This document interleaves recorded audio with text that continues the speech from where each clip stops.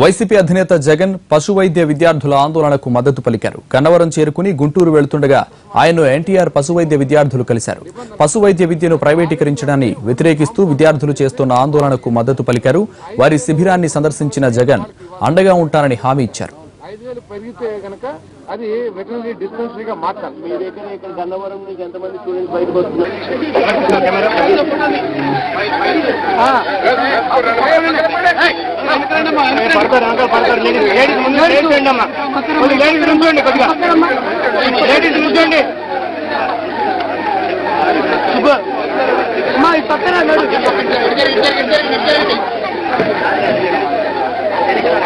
Prakash camera తింటాయా?